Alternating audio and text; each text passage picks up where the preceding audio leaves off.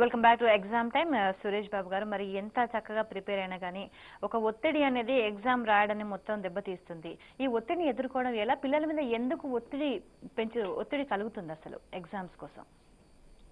మామూలుగా పరీక్షలు అంటే పిల్లలకి ఒక అజ్ఞాత భయం, ఫియర్ ఆఫ్ అన్నోన్ అనేది ఉంటుంది. దీనికి కారణం ఏంటంటే పరీక్షల లోపల ఏమొస్తుంది అనేది పిల్లలకి తెలవకపోవడం. అంటే నిజానికి మన డిస్క్రిప్టివ్ టైప్ ఎగ్జామ్స్ లోపల 90% ఆఫ్ ద పేపర్ ముందే ప్రెడిక్ట్ చేయగలిగినట్లున్నా కూడా యాక్చువల్గా ఆ పరీక్ష లోపల వస్తున్న ప్రశ్నలు ఏంటో పూర్తిగా తెలవకపోవడం వల్ల కలిగే భయం.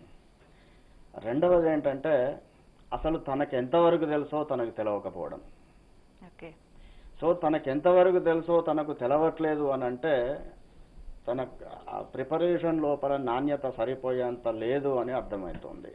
దీనికి తోడు మామూలుగా జీవితం అంటే కేవలం చదువులే, చదువులంటే కేవలం పరీక్షలే, పరీక్షలంటే కేవలం మార్కులు మాత్రమే అని ఈ సమాజం వాళ్ళ లోపల ఏర్పరిచిన ముద్రల వల్ల సో పర్ఫార్మర్ పెరిష్ అనే ఒక భయం వాళ్ళ లోపల గూడు కట్టుకొని ఉంటుంది. ఇక్కడ జాగ్రత్త పడాల్సిన విషయం ఏంటంటే ఇప్పుడు రేపు ఎగ్జామ్ రాయబోతున్న దశ లోపల క్వాలిటీ ఆఫ్ ద ప్రిపరేషన్ అది సైడ్ లైన్ అవుతుంది. ఇప్పుడు దాని గురించి మాట్లాడి ప్రయోజనం లేదు. రెండవది ఏంటంటే క్వాలిటీ ఆఫ్ ద ప్రజెంటేషన్. ఇప్పుడు 365 రోజులు చదివింది 3 గంటల లోపల ప్రజెంట్ చేసి అద్భుతంగా ఒప్పించాలంటే దానికి సంబంధించి చాలా లోతుగా ఆలోచించాల్సిన విషయాలు ఉంటాయి. ఇప్పుడు పరీక్షలకి ముందు రోజు ఎట్లుండాలి, పరీక్ష రోజు ఎట్లుండాలి, పరీక్ష రాసిన తర్వాత ఏంటి, మొత్తం ఈ పరీక్షా కాలం లోపల పిల్లలు అద్భుతంగా పర్ఫామ్ చేయడానికి ఎటువంటి జాగ్రత్తలు తీసుకోవాలి అనే విషయం లోపల ఒక లోతైన అవగాహన ఉండాలి. నిజానికి ఏం జరుగుతుందంటే పబ్లిక్ ఎగ్జామ్ రాస్తున్న విద్యార్థులకి తెలిసిన వాళ్ళు, తెలవని వాళ్ళు, తెలిసి తెలియని వాళ్ళు చాలా పుంకానుపుంకాలుగా ఇన్ఫర్మేషన్ ఇస్తూ పోతున్నారు. అయితే పిల్లవాడి అనుభవంలోకి ఒక జ్ఞానం వచ్చిన తర్వాత లేదా ఇట్లా చెయ్యాలి అనే విషయాన్ని చాలా యాదృచ్ఛికంగా విని దాని లోతుల్లోకి వెళ్లకుండా దానికి ఎటువంటి సీరియస్ వాల్యూ అట్రిబ్యూట్ చేయకుండా జస్ట్ లైక్ దట్ అన్నట్టుగా తీసుకుంటున్నారు. ఫర్ ఎగ్జాంపుల్, ఇప్పుడు ఈ రోజు ప్రొద్దున మా స్టూడెంట్స్కి నేను ఒక ప్రజెంటేషన్ ఇస్తున్నప్పుడు సో 10కి ముందే అందరూ పడుకోవాలి, ఎవ్వరు కూడా 10 తర్వాత మేలుకొని ఉండొద్దు అని చెప్తే ఒక స్టూడెంట్ చాలా ఆశ్చర్యంగా చూస్తున్నాడు. బహుశా వాడు 10th క్లాస్ ఎగ్జామ్ రాసినప్పుడు కూడా అక్కడ టీచర్స్ చెప్తూ ఉంటారు తొందరగా పడుకొని తొందరగా లేవాలి అని. సో అసలు అంటే ఇటువంటి ఇన్స్ట్రక్షన్ తాలూకు లోతేంటి, దాని అవసరం ఏంటి, అది ఎగ్జామ్ బాగా రాయటాన్ని ఎట్లా ప్రభావితం చేస్తుంది అన్న ఒక లోతైన ఆలోచన లేకుండా చాలా క్యాజువల్గా తీసుకోవడం అనేది జరుగుతుంది. సో మొత్తం మీద ఏంటంటే ఈ టైం లోపల, పరీక్షా టైం లోపల అద్భుతంగా పర్ఫామ్ చేయటానికి పరీక్షకి ముందు ఎట్లా, పరీక్ష 3 గంటల సమయం ఎట్లా, రాసి వచ్చిన తర్వాత విషయం ఏంటి అనేది అది లోతుగా వెళ్ళి తెలుసుకోవాలి. బహుశా మీ సబ్సిక్వెంట్ డిస్కషన్ లోపల మిగతా విషయాలు మాట్లాడవచ్చు. ఎగ్జామ్ హాల్లోకి ఎంటర్ అయిన తర్వాత అప్పటి నుంచి మళ్ళీ ఎగ్జామ్ రాసి బయటకు వచ్చేంత వరకు స్టూడెంట్ మైండ్ ఎలా పెట్టుకోవాలి, సైకాలజీ ఎలా ఉంచుకోవాలి, మైండ్ సెట్ ఎలా ప్రిపేర్ చేసుకోవాలంటారు? మామూలుగా ఏంటంటే ఇప్పుడు నేను ఇంతకుముందు చెప్పిన 2 అంశాల లోపల రెండవది క్వాలిటీ ఆఫ్ ప్రజెంటేషన్. ఇప్పుడు సెంటర్కి వెళ్ళటం లోపల లేట్ అవ్వటం జరిగితే దాని తాలూకు ఒత్తిడి ప్రజెంటేషన్ మీద పడుతుంది. కాబట్టి ముందు రోజు సెంటర్ చూసుకోవడము, టైం లోపల సెంటర్ చేరుకోవడము, లోపలికి అలౌ చేయడం స్టార్ట్ చేయగానే వెంటనే వెళ్ళి తన సీట్లో చూసుకొని కూర్చోవడము, ఆ చుట్టుపక్కల ఏమన్నా అబ్స్ట్రక్టింగ్ మెటీరియల్ ఏదైనా ఉంటే తీసి ఇన్విజిలేటర్కి హ్యాండ్ ఓవర్ చేయటము, క్వశ్చన్ పేపర్ తీసుకున్నాక ప్రశ్నల్ని 2 సార్లు చదవాలి. ఎందుకంటే మొదటిసారి చదివినప్పుడు పలానా ప్రశ్న వచ్చిందన్న అవగాహన కలుగుతుంది, రెండవసారి చదివినప్పుడు ఎస్ అదే వచ్చిందన్న నిర్ధారణ జరుగుతుంది. మామూలుగా ఏం జరుగుతుందంటే పిల్లలు కొన్ని ప్రీజుడిసెస్తో పోవడం వల్ల ఒక ప్రశ్న సగమే చదివి ఎస్ నేను అనుకున్న పలానా ప్రశ్న వచ్చింది అని తప్పుగా పురబడే అవకాశం ఉంటుంది. ఇకపోతే ఏంటంటే ఈ పర్టిక్యులర్ స్టూడెంట్కి సంబంధించిన హ్యాండ్ రైటింగ్, వాటికి సంబంధించిన కస్టమైజ్డ్ స్ట్రోక్స్ ఒక్కొక్క స్టూడెంట్ ఒక్కొక్క లెటర్ని తనదైన స్టైల్లో రాస్తారు. సో దిద్దే ఎగ్జామినర్కి దానికి సంబంధించిన అవేర్నెస్ వచ్చే వరకు ఒక 2-3 ప్రశ్నలకి చాలా సావధానంగా వీలైనంత లెజిబుల్గా ఉండేటట్లుగా రాయటము. ఆ తర్వాత ఇంతకుముందు చాలా మోడల్ ఎగ్జామ్స్ వాళ్ళు రాసి ఉంటారు, ప్రీ ఫైనల్ ఎగ్జామ్స్ చాలా రాసి ఉంటారు. ఈ రాయడం లోపల ఏంటంటే సబ్జెక్టు టు సబ్జెక్టు ఏది ఎంత సమయం తీసుకుంటుంది, కొన్ని సబ్జెక్ట్స్ టైం కంటే ముందే కంప్లీట్ చేయవచ్చు, కొన్ని టైం వరకు సరిపోవచ్చు, కొన్ని టైం సరిపోని పరిస్థితి ఎదురయ్యి ఉండొచ్చు. సో ఈ గతానుభవాల ప్రాతిపదిక మీద ఎగ్జామ్ లోపల టైం మేనేజ్మెంట్ ఎట్లా ఉండాలి అనే విషయం లోపల కాన్షియస్గా ఉండాలి. అన్నిటికంటే ముఖ్యమైన విషయం ఏంటంటే ఇప్పుడు చూడండి, ఒక జవాబు దాని లోపల నాణ్యత ఆధారంగా రాగద్వేషాలు లేకుండా మార్క్స్ వేయబడితే దాన్ని ఆబ్జెక్టివిటీ అంటారు. అట్లా కాకుండా ఇంటర్నల్ ఎగ్జామ్స్లో ఏం జరుగుతుందంటే ఫలానా ఉమేష్ చంద్ర చాలా సిన్సియర్, వాడు కాలేజీకి రెగ్యులర్గా వస్తాడు, చదవంటే వాడికి చాలా ఇంట్రెస్ట్. సో ఇటువంటి సాఫ్ట్ కార్నర్ తోటి మార్క్స్ వేయడం జరిగినప్పుడు ఏమవుతుందంటే ఒక 3.5 వేయాల్సిన చోట 4 మార్క్స్ వేయవచ్చు. అట్లా కాకుండా ఫలానా స్టూడెంట్కి చదవంటే ఇంట్రెస్ట్ లేదు, వాడికి టీచర్స్ అంటే గౌరవం లేదు అన్న నెగటివ్ ఫీలింగ్స్ తోటి వేయాల్సిన దానికంటే తక్కువ వేయొచ్చు. దీన్ని సబ్జెక్టివిటీ అంటారు. అంటే రాసిన విషయం లోపలి నాణ్యత బట్టి కాకుండా రాసిన సబ్జెక్ట్ ఎవరు అని నిర్ణయించడం. ఇక్కడ జాగ్రత్త పడాల్సిన విషయం ఏంటంటే పబ్లిక్ ఎగ్జామ్స్ లోపల కూడా స్టూడెంట్ మ్యాక్సిమం మార్క్స్ స్కోర్ చేయాలన్న తన అంబిషన్కి అనుగుణంగా ఎగ్జామినర్ మైండ్ని ట్యూన్ చేసే ఒక మైండ్ గేమ్ స్టూడెంట్ పర్ఫెక్ట్గా ప్లాన్ చేసుకోవాలి.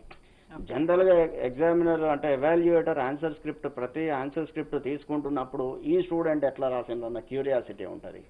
సో కొంతమంది పిల్లలు ఏం చేస్తారంటే నా పేపర్ దిద్దడం నీ కర్మ అన్న సంకేతం పంపిస్తారు. కొంతమంది స్టూడెంట్స్ మాత్రం చాలా ఈస్థెటిక్గా డేటా పర్ఫెక్ట్గా ఆర్గనైజ్ చేయడం వల్ల ఆహా అనే ఫీలింగ్ క్రియేట్ చేస్తారు. సో బాగా రాయగలిగిన ఆన్సర్స్ ముందు రాయటం వల్ల వర్డ్ టు వర్డ్ గ్యాప్ కరెక్ట్గా మెయింటైన్ చేయటము, ఇంపార్టెంట్ కీవర్డ్స్ని ఎలివేట్ చేయడానికి అండర్లైన్ చేయటము, తర్వాత టూ మచ్ డేటా ఒక్కచోట రాశులు పోసినట్లుగా కాకుండా చదవడం చాలా సులువుగా సాధ్యమయ్యేట్లుగా మొత్తం మీద డేటా ఆర్గనైజేషను అందంగా ఆహ్లాదకరంగా ఉండేటట్లుగా చూసుకుంటే దానివల్ల ఏం జరుగుతుందంటే చదువుల పట్ల ఈ స్టూడెంట్కున్న ఒక ప్రత్యేకమైన ఆసక్తి ఎగ్జామినర్కి కన్వే అవుతుంది. వీలైనన్ని ఎక్కువ మార్కులు సంపాదించాలన్న ఈ స్టూడెంట్ తపన ఎగ్జామినర్కి కన్వే అవుతుంది. సో వీటి వల్ల ఏమవుతుందంటే ఒక పాజిటివ్ సబ్జెక్టివిటీ క్రియేట్ చేయడానికి అవకాశం ఉంటుంది. అన్నిటికీ మించి ఏంటంటే ప్రతి ప్రశ్నని అటెంప్ట్ చేయాల్సిన అవసరం తప్పనిసరిగా ఉంది. కొంతమంది పిల్లలు సెలెక్టివ్గా చదవడం వల్ల అన్ని ప్రశ్నలు రాయగలిగిన సామర్థ్యం ఉండకపోవచ్చు. సో ఇటువంటి సందర్భం లోపల ఏం జరుగుతుందంటే కొన్ని ప్రశ్నలు తప్పుగా ఇవ్వడం వల్ల కానీ సిలబస్ బయట నుండి ఇవ్వడం వల్ల కానీ ఆ ప్రశ్నలు అటెంప్ట్ చేసిన వాళ్ళకి మార్క్స్ ఇవ్వడానికి నిర్ణయించుకుంటారు. రెండవది ఏంటంటే ఒత్తిడి వల్ల కొంతమంది పిల్లలకి చదివిన విషయం మర్చిపోయే అవకాశం ఉంది. సో ఇటువంటప్పుడు తక్కువ తెలిసిన విషయాలు కూడా లేదా ఎప్పుడూ తెలిసినట్లు అనిపించని విషయం కూడా అది ఏ చాప్టర్కి సంబంధించింది అన్నది చాలా సావకాశంగా ఆలోచించే ప్రయత్నం చేస్తే ఆ చాప్టర్కి సంబంధించిన కొన్ని ఫండమెంటల్స్ గుర్తొచ్చే అవకాశం ఉంది. అది అడిగిన ప్రశ్నతోటి కనెక్ట్ చేసే అవకాశం ఉంది. ఇక్కడ గుర్తుపెట్టుకోవాల్సింది ఏంటంటే మన కాన్షియస్ మైండ్ కంటే సబ్ కాన్షియస్ మైండ్లో 1,000 రెట్లు ఇన్ఫర్మేషన్ ఎక్కువ ఉంటుంది. కాబట్టి పరధ్యానంగా ఎప్పుడో విన్న క్లాస్ లోపల విషయము ఫెచ్ అయ్యే అవకాశం ఉంది. కాబట్టి అన్ని ప్రశ్నల్ని రాయటము, మినిమం రాయాల్సిన ప్రశ్నలు రాసిన తర్వాత మొదటి నుండి చివరి వరకు ఆన్సర్ స్క్రిప్ట్ చెక్ చేసుకోవాలి. ఎందుకంటే మైండ్ నిమిషానికి 1500 పదాలని ప్రాసెస్ చేస్తే చేయి మాత్రం నిమిషానికి 120 నుండి 150 పదాలే రాయగలుగుద్ది.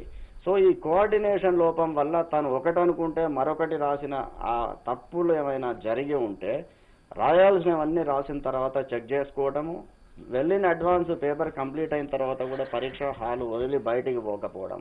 All the 3 hours the student is suppose to stay back in the examination hall itself. So అయిపోయిన తర్వాత ఆన్సర్ స్క్రిప్ట్ హ్యాండ్ ఓవర్ చేసి హాల్ టికెట్ తెచ్చుకోవడం మర్చిపోవద్దు. తర్వాత ఎగ్జామ్ మీద ఎటువంటి అడ్వర్స్ ఇన్ఫ్లుయెన్స్ ఉండకూడదు అనుకుంటే. తర్వాత రాసిన తర్వాత తప్పొప్పుల గురించి మాట్లాడకుండా వీలైనంత వరకు ప్రశాంతంగా ఉండి తర్వాత ఎగ్జామ్ గురించి పాజిటివ్గా ఆలోచించగలిగితే ఆ 3 hours లో మాక్సిమం అవుట్పుట్ ఇవ్వగలుగుతాం. సబ్జెక్ట్ టఫ్ గా ఉంటుంది, మొదటి సబ్జెక్ట్ టఫ్ అనుకోండి, ఎగ్జామ్ రాసిన తర్వాత ఎగ్జామ్ సరిగా రాయలేదు అన్న ఫీలింగ్ లో ఓడిపోయి కొద్దిగా డిప్రెస్ అయిపోయి మిగతా ఎగ్జామ్స్ సరిగా ప్రిపేర్ కాలేకపోతారు. ఇటువంటి స్టూడెంట్స్ కి మీరు ఇచ్చే సలహాలు ఏంటి?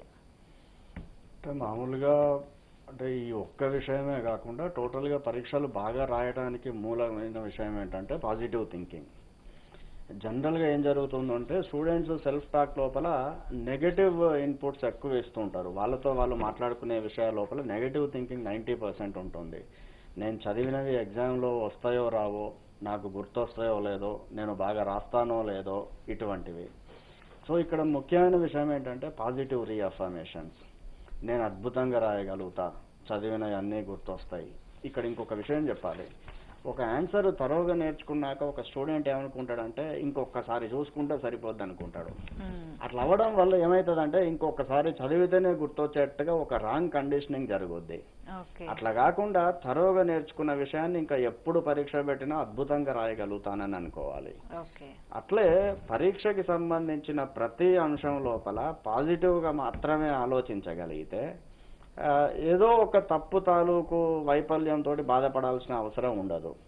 సో దీనికంటే ముందు వాళ్ళు ఎగ్జామ్స్ రాసిండ్రు, దీని తర్వాత ఎగ్జామ్ రాస్తారు. ఈ ఎగ్జామ్ తాలూకు అవుట్కమ్ కేవలం ఒక షార్ట్ టర్మ్ ఇంపాక్ట్ లేదా ఇన్ఫ్లుయెన్స్ మాత్రమే చూపిస్తుంది, దీర్ఘకాలంలో ఎటువంటి దుష్ఫలితం ఉండదు.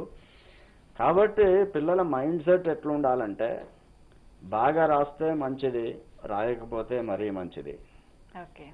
ఎందుకు అంటే స్టూడెంట్స్ లోపల టెన్షన్ బిల్డప్ అవ్వడానికి కారణమవుతున్న మొట్టమొదటి విషయం ఏంటంటే ఎక్సెస్ ఆఫ్ ఎక్స్పెక్టేషన్స్. ఎంత చదువుకున్నారు, ఎంత నేర్చుకున్నారు, ఎంత అర్థం చేసుకున్నారు, ప్రజెంటేషన్కి సంబంధించిన నైపుణ్యాలని ఎంత బాగా వంట పట్టించుకున్నారన్న విషయాలతోటి ప్రమేయం లేకుండా కేవలం కోరికలతో మాత్రమే ప్రెషర్ బిల్డప్ చేసుకుంటున్నారు. సో ఏంటంటే కొంతమంది చదువులతో అద్భుతాలు చేస్తారు, కొంతమంది అద్భుతాలు ఆవిష్కరించడానికి వేరే రకాలైన నైపుణ్యాలు ఉంటాయి వాళ్ళతోటి. కాబట్టి ఎట్లా చూడాలంటే ఈ పాయింట్ ఆఫ్ టైం లోపల మాత్రం బాగా రాస్తే మంచిది, రాయకపోయినా మరీ మంచిది. ఈ యాటిట్యూడ్ ఉన్నప్పుడు డెఫినెట్గా బాగా చేయగలుగుతారు. ఓకే అండి. ఒక ఎగ్జామ్ కోసం ప్రిపేర్ అయిన ఒక స్టూడెంట్ కేవలం చదువుకోవడం అనే దాన్ని కాకుండా మిగతా అంశాలు కూడా ఎగ్జామ్ రాయడాన్ని ప్రభావితం చేస్తాయి. ఏ అంశాల పట్ల కేర్ తీసుకుంటే ఎగ్జామ్ పర్ఫెక్ట్ గా ప్రజెంట్ చేయొచ్చు అంటారు? మామూలుగా ఇప్పుడు పరీక్షలకు సంబంధించిన తీవ్రమైన ఒత్తిడి వల్ల సైకోసోమాటిక్ డిజార్డర్స్కి అవకాశం ఉందండి. మైండ్ మీద పనిచేసే ఒత్తిడి బాడీలో రిఫ్లెక్ట్ అవుతుంది.